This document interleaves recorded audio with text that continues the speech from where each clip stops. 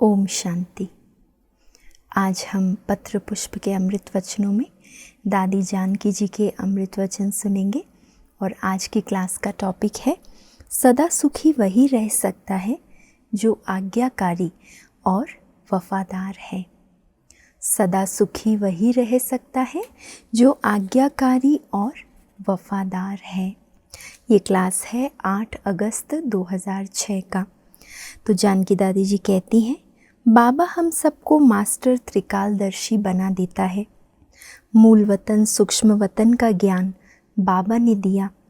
सूक्ष्म वतन में मूवी है। हम सबको टॉकी में रहने की आदत है। मूवी में रहना नहीं आता है। कितना जल्दी हम आवाज़ में आते हैं ना, तो दादी कहती है टॉकी में आने की बहुत आदत है, मूवी में रहना नहीं आता। मेरे को भी कहते हैं तुम बहुत बोलती हो, लेकिन जो बाबा ने सिखाया सुनाया उसे सुनाए बिना रह नहीं सकती। इसलिए दादी के मुख से सदैव ज्ञान रतन निकलते ही रहते हैं। ये परिवार जो इतना बड़ा है, इसमें ऐसे कर्म करूं जो सब कहें ये मेरी अच्छी बहन या भाई है। हम एक क्लास के स्टूडेंट हैं, इकट्ठे पढ़ते हैं, ये हमारी शोभा है। एक ही क्लास में कितना बेहद का ये परिवार इकट्ठा पढ़ता है। तो दादी कहती है ये संगठन हमारी शोभा है। जो बाबा ने ज्ञान दिया है वो सब आत्माएं ग्रहण करें। हम बाबा के हैं, बाबा हमारा है, ये सब अनुभव करें। और वो अनुभव कब होगा? जब संगठन में ऐसी एकता होगी, एक समान सब दिखाई देंगे। हम सब स्टूडेंट हैं। पढ़ाई में स्टूडेंट लाइफ का और उसमें पवित्रता का महत्व है। एक तो पढ़ने में स्टूडेंट लाइफ का महत्व है और दूसरा है ब्रह्मचर्य का, पवित्रता का। स्टडी पवित्र रहने की शक्ति देती है। स्टडी से योग लगता है। घर जाने के लिए वृत्ति, दृष्टि, संकल्प, स्मृति क्या है उसे चेक करना है। घर जाना है तो क्या क्या चेकिंग करना है? वृत्ति, दृष्टि, संकल्प, स्मृति क्या है उसे चेक करना है। कौन सा संकल्प है, संकल्प में कौन सी स्मृति है जो औरों की वृत्ति, दृष्टि और संकल्पों को चेंज कर रही है। हम सब यात्रा पर जा रहे हैं। यात्रा में यात्री बहुत मजबूत चाहिए, क्योंकि यात्रा में अनेक प्रकार के तूफान भी होते हैं, उतार चढ़ाव भी होते हैं, है ना। तो इसीलिए यात्री बहुत मजबूत चाहिए। साथ साथ जा रहे हैं, इसलिए कोई चक्कर और टक्कर ना हो। ना किसी के साथ चक्कर हो और ना किसी से हमारी टक्कर हो। देही अभिमानी होकर रहें। भगवान कहता है मैं तुम्हारा साथी हूँ, तुम साक्षी होकर प्ले करो। परंतु अपनी मत, अभिमान वाली मत साथ का अनुभव करने नहीं देती है। अपनी मत भले गलत नहीं है, पर अभिमान वाली है। मैं सच हूँ, मैं राइट हूँ। इसके कारण देही अभिमानी भव, ये बाबा के शब्द काम ही नहीं करते। अगर बुद्धि में यही समझा हुआ है, इस मत ने हमारी बुद्धि को अगर पकड़ लिया कि मैं सच हूँ, मैं जो कहती हूँ वो राइट है, तो जो बाबा ने कहा कि बच्चे देही अभिमानी भव, वो वरदान काम नहीं करेगा। मेरा शिक्षक रक्षक भी है। अनुभव से कहती हूँ, मानो या ना मानो। शिक्षा का उल्लंघन किया तो बाबा हमारा शिक्षक होने के साथ साथ रक्षक भी है। लेकिन दादी कहती है अगर शिक्षा का उल्लंघन किया तो रक्षक क्या कर सकता है? कम से कम बाबा की शिक्षा याद हो तो रक्षक है बाबा। बाबा के पूंगरे बच्चे हैं, बाबा कैसे भी संभालेगा, गारंटी है।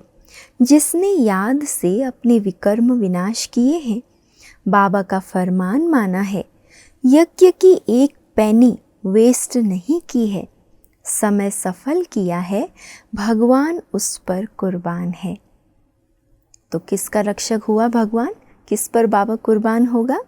जिसने बाबा का हर एक फरमान पालन किया है, याद से अपने विकर्म विनाश किए हैं, यज्ञ की एक पाई भी वेस्ट नहीं की, समय सफल किया है, उस पर भगवान कुर्बान है। जो अपना समय और संकल्प व्यर्थ गंवाता है, भगवान उस पर कुर्बान नहीं जा सकता। वो भी ड्रामा कह के शांत हो जाता है। अनुभव की शक्ति लो, उसका कदर रखो। 8 शक्तियों की छतरी सदा सिर पर हो। हमारे सिर पर क्या हो? कौन सी छत्र छाया हो? 8 शक्तियों की छत्र छाया। सहन शक्ति, समाने की शक्ति, परखने की शक्ति हो। ये कंकड़ है, ये हीरा है, ये परख सके। मैं हीरो पार्टधारी हूँ, मेरा जीवन हीरे तुल्य है। मेरा समय हीरे समान है, मेरा संकल्प भी हीरे समान हो। मैं खुद हीरो पार्टधारी हूँ, मेरा जीवन हीरे तुल्य है, मेरा समय हीरे समान है, मेरा संकल्प भी हीरे समान है। संकल्प में, कर्म में, बोल में बाबा के वफादार बच्चे बनो।